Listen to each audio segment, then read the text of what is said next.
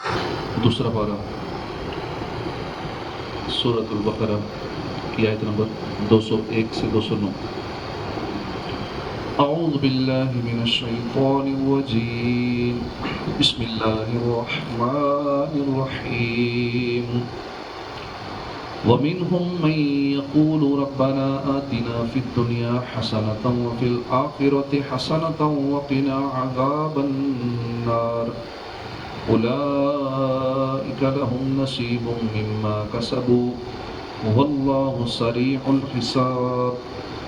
اللہ کے نام سے شروع جو نہایت مہربان رحمت والا۔ ترجمہ کنز العرفان۔ اور کوئی یوں کہتا ہے کہ اے ہمارے رب، ہمیں دنیا میں بھلائی عطا فرما اور ہمیں آخرت میں بھی بھلائی عطا فرما اور ہمیں دوزخ کے عذاب سے بچا۔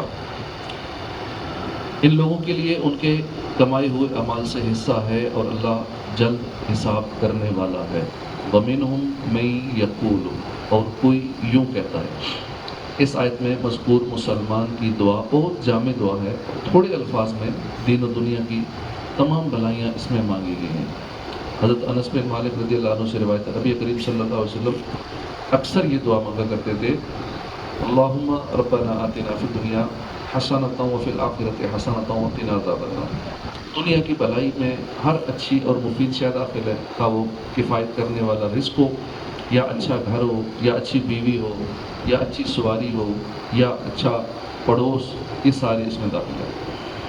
وَاذْكُرُوا اللَّهَ فِي أَيَّامٍ مَّعْدُودَاتٍ فَمَن تَعَجَّلَ فِي يَوْمَيْنِ فَلَا إِثْمَ عَلَيْهِ وَمَن تَأَخَّرَ فَلَا إِثْمَ عَلَيْهِ لِمَنِ اتَّقَىٰ وَاتَّقُوا اللَّهَ وَاعْلَمُوا أَنَّكُمْ إِلَيْهِ تُحْشَرُونَ۔ اور گنتی کے دنوں میں اللہ کا ذکر کرو تو جو جلدی کر کے 2 دن میں منا سے چلا جائے اس پر کچھ گناہ نہیں، اور جو پیچھے رہ جائے اس پر بھی کوئی گناہ نہیں۔ یہ بشارت پرہیزگار کے لیے ہے، اور اللہ سے ڈرتے رہو اور جان رکھو کہ تم اسی کی طرف اٹھائے جاؤ گے۔ گنتی کے دنوں سے مراد ایام تشریق ہیں، اور ذکر اللہ سے نمازوں کے بعد اور جمرات کی رمی کے وقت تکبیر کہنا مراد ہے، اور مراد یہ کہ منا میں قیام کے دوران اللہ تعالیٰ کے ذکر میں مشغول رہو۔ فمن تعجل فی یوم، تو جو جلدی کر کے 2 دن میں چلا جائے، 10، 11، 12 اور 13 ذوالحجہ، ان 4 دنوں میں منا میں جمرات پر رمی کی جاتی ہے۔ 10 تاریخ کو صرف 1 جمرہ کی اور بقیہ تاریخوں میں تینوں جمرات کی۔ 13 تاریخ کو بھی رمی تو ہے، لیکن اگر کوئی شخص 12 تاریخ کی رمی کر کے منا سے واپس آ جائے تو اس پر کوئی گناہ نہیں، اگرچہ 13 کو رمی کر کے واپس آنا یہ افضل ہے۔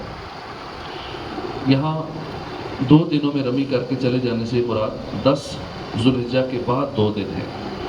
وَمِنَ النَّاسِ مَن يُعْجِبُكَ قَوْلُهُ فِي الْحَيَاةِ الدُّنْيَا وَيُشْهِدُ اللَّهَ عَلَى مَا فِي قَلْبِهِ وَهُوَ أَلَدُّ الْخِصَامِ وَإِذَا تَوَلَّىٰ سَعَىٰ فِي الْأَرْضِ لِيُفْسِدَ فِيهَا وَيُهْلِكَ الْحَرْثَ وَالنَّسْلَ وَاللَّهُ لَا يُحِبُّ الْفَسَادَ۔ اور لوگوں میں سے کوئی وہ ہے کہ دنیا کی زندگی میں اس کی بات تمہیں بہت اچھی لگتی ہے اور وہ اپنے دل کی بات پر اللہ کو گواہ بناتا ہے، حالانکہ وہ سب سے زیادہ جھگڑا کرنے والا ہے، اور جب پیٹھ پھیر کر جاتا ہے تو کوشش کرتا ہے کہ زمین میں فساد پھیلائے اور کھیت اور مویشی ہلاک کرے، اور اللہ فساد کو پسند نہیں کرتا۔ شان نزول، یہ آیت اخنس بن شریق منافق کے بارے میں نازل ہوئی، جو کہ حضور سید المرسلین صلی اللہ علیہ وسلم کی خدمت میں حاضر ہو کر بہت لجاجت سے میٹھی میٹھی باتیں کرتا تھا اور اپنے اسلام اور آپ صلی اللہ علیہ وسلم کی محبت کا دعویٰ کرتا اور اس پر قسمیں کھاتا، اور در پردہ فساد انگیزی میں مصروف رہتا تھا۔ اس نے مسلمانوں کے مویشیوں کو ہلاک کیا، ان کی کھیتیوں کو آگ لگائی۔ یہاں مجموعی طور پر جو خرابیاں بیان کی گئی ہیں وہ یہ: ظاہری طور پر بڑی اچھی باتیں کرنا، اپنی غلط باتوں پر اللہ کو گواہ بنانا، جھگڑالو ہونا، فساد پھیلانا، لوگوں کے اموال برباد کرنا، نصیحت کی بات سن کر قبول کرنے کی بجائے تکبر کرنا۔ یہاں آیت مبارکہ میں اگرچہ خاص منافق کا تذکرہ ہے، لیکن یہ آیت بہت سے لوگوں کو سمجھانے کے لیے کافی ہے۔ ہمارے معاشرے میں بھی بہت سے لوگ ایسے ہیں جن کی زبان بڑی میٹھی ہوتی ہے، نرم گفتگو کرتے ہیں اور بڑی عاجزی کا اظہار کرتے ہیں، لیکن در پردہ دین کے مسائل میں یا لوگوں میں یا خاندانوں میں فساد برپا کرتے ہیں اور ہلاکت و بربادی کا ذریعہ بنتے ہیں۔ وَإِذَا قِيلَ لَهُ اتَّقِ اللَّهَ أَخَذَتْهُ الْعِزَّةُ بِالْإِثْمِ فَحَسْبُهُ جَهَنَّمُ وَلَبِئْسَ الْمِہَادُ، اور جب اس سے کہا جائے کہ اللہ سے ڈرو تو اسے ضد مزید گناہ پر ابھارتی ہے، تو ایسے کو جہنم کافی ہے اور وہ ضرور بہت برا ٹھکانہ ہے۔ وَإِذَا قِيلَ لَهُ، اور جب اس سے کہا جائے، منافق آدمی کی ایک علامت یہ ہوتی ہے کہ اگر اسے سمجھایا جائے تو اپنی بات پر اڑ جاتا ہے، دوسرے کی بات ماننا اپنے لیے توہین سمجھتا ہے، نصیحت کی جانے کو اپنی عزت کا مسئلہ بنا لیتا ہے۔ افسوس کہ ہمارے ہاں ایسے لوگوں کی بھرمار ہے۔ گھروں میں دیکھ لیں، وہ لڑکی والے لڑکے اس کے گھر والوں کو نہیں سمجھا سکتے، چھوٹے خاندان والے بڑے خاندان والوں کو نہیں سمجھا سکتے، عام آدمی کسی چودھری کو نہیں سمجھا سکتا، عوام کسی دنیاوی منصب والے کو نہیں سمجھا سکتے، مسجدوں میں کوئی نوجوان عالم یا دینی مبلغ کسی پرانے بوڑھے کو نہیں سمجھا سکتا، جسے سمجھایا وہی گلے پڑ جاتا۔ دینی شعبے میں بھی اس خرابی کی کچھ کمی نہیں، اللہ تعالیٰ ہمارے حال کی اصلاح فرمائے۔ وَمِنَ النَّاسِ مَن يَشْرِي نَفْسَهُ ابْتِغَاءَ مَرْضَاتِ اللَّهِ وَاللَّهُ رَءُوفٌ بِالْعِبَادِ، اور لوگوں میں سے کوئی وہ ہے جو اللہ کی رضا تلاش کرنے کے لیے اپنی جان بیچ دیتا ہے، اور اللہ بندوں پر بڑا مہربان ہے۔ مَن يَشْرِي نَفْسَهُ، جو اپنی جان بیچتا ہے۔ شان نزول، حضرت صہیب رومی رضی اللہ تعالیٰ عنہ مکہ معظمہ سے ہجرت کر کے حضور پر نور صلی اللہ علیہ وآلہ وسلم کی خدمت میں مدینہ طیبہ کی طرف روانہ ہوئے۔ مشرکین قریش کی ایک جماعت نے آپ کا تعاقب کیا، تو آپ سواری سے اترے اور ترکش سے تیر نکال کر فرمانے لگے کہ اے قریش، تم میں سے کوئی میرے پاس نہیں آ سکتا جب تک میں تیر مارتے مارتے تمام ترکش خالی نہ کر دوں، اور پھر جب تک تلوار میرے ہاتھ میں رہے اس سے ماروں گا، اور اگر تم میرا مال چاہو جو مکہ مکرمہ میں مدفون ہے تو میں تمہیں اس کا پتہ بتا دیتا ہوں، تو میرا راستہ نہ روکو۔ وہ اس پر راضی ہو گئے اور آپ رضی اللہ تعالیٰ عنہ اپنے تمام مال کا پتہ آپ نے بتا دیا۔ جب حضور صلی اللہ علیہ وسلم کی خدمت میں حاضر ہوئے تو یہ آیت نازل ہوئی۔ حضور اقدس صلی اللہ علیہ وآلہ وسلم نے آیت تلاوت فرمائی اور ارشاد فرمایا کہ تمہاری یہ جان فروشی بڑی نفع بخش تجارت ہے۔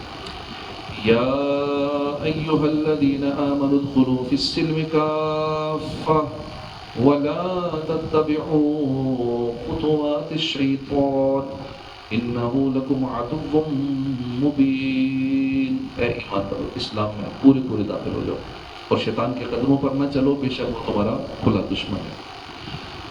ادخلوا فی السلم کافہ، اسلام میں پورے داخل ہو جاؤ۔ شان نزول، اہل کتاب میں سے حضرت عبداللہ بن سلام رضی اللہ عنہ اور ان کے اصحاب تاجدار رسالت صلی اللہ علیہ وسلم پر ایمان لانے کے بعد شریعت موسوی کے بعض احکام پر قائم رہے، ہفتے کے دن کی تعظیم کرتے، اس روز شکار سے لازماً اجتناب جانتے اور اونٹ کے دودھ اور گوشت سے بھی پرہیز کرتے، اور یہ خیال کرتے کہ یہ چیزیں اسلام میں صرف مباح ہے یعنی جائز ہیں، ان کا کرنا ضروری تو نہیں، جبکہ توریت میں ان سے اجتناب لازم کیا گیا ہے، تو ان کے ترک کرنے میں اسلام کی مخالفت بھی نہیں ہے اور شریعت موسوی پر بھی عمل ہوتا رہے گا۔ اس پر یہ آیت نازل ہوئی اور ارشاد فرمایا گیا کہ اسلام کے احکام کا پورا اتباع کرو، یعنی توریت کے احکام منسوخ ہو گئے، اب ان کی طرف توجہ نہ کرو۔ یاد رہے کہ داڑھی منڈوانا، مشرکوں کا سا لباس پہننا، اپنی معاشرت بے دینوں جیسی کرنا بھی سب ایمانی کمزوری کی علامت ہے۔ جب مسلمان ہو گئے تو سیرت و صورت، ظاہر و باطن، عبادات و معاملات، رہن سہن، میل برتاؤ، زندگی موت، تجارت و ملازمت، سب میں اپنے دین پر عمل کرو۔ یہ بھی معلوم ہوا کہ مسلمان کا دوسرے مذاہب یا دوسرے دین والوں کی رعایت کرنا شیطانی دھوکے میں آنا ہے۔ اونٹ کا گوشت کھانا اسلام میں فرض نہیں، مگر یہودیت کی رعایت کے لیے نہ کھانا بڑا سخت جرم ہے۔ کافروں کو راضی کرنے کے لیے گائے کی قربانی بند کرنا بھی اسی میں داخل ہے۔ یوں ہی کسی جگہ اذان بند کرنا یا اذان آہستہ آواز سے دینا، یہ سب اسی میں داخل ہے کہ اذان آہستہ دو کہ غیر مسلم جو ہے کہ محلے میں وہ ناراض نہ ہو جائے یا ان سے تعلقات خراب نہ ہو جائے، تو چلو خیر ان کو بھی راضی رکھو، تو اذان تو ہو ہی جائے گی، چلو آہستہ دے دو، آرام سے دے دو۔ یہ کئی جگہوں پہ ایسا ہوتا ہے، خصوصاً دوسرے ممالک میں جہاں کافروں کی آبادی والے میں زیادہ ہوتی ہے، تو کافروں کو راضی کرنے کے لیے کئی معاملات کیے جاتے ہیں۔ اب جیسے ٹرمپ نے دورے کیے مسلمان ملکوں کے، اب اس کو راضی کرنے کے لیے کیا کچھ کیا گیا، عورتیں پیش کی گئی، سلام کر رہی ہیں سر عام، پہلی دفعہ یہ معاملہ دیکھا کہ مسلم ممالک اور جو سرپرست مسلمانوں کے بڑے وہ لوگ یہ کام کر رہے ہیں، اپنے گھر کی عورتوں کو اس کافر کے سامنے پیش کر رہے ہیں اور اس سے ہاتھ میں لا رہے ہیں، وہ بھی عورتوں سے ایک ہاتھ میں لا رہے ہیں تو لیڈی سے ڈبل ملا رہے ہیں۔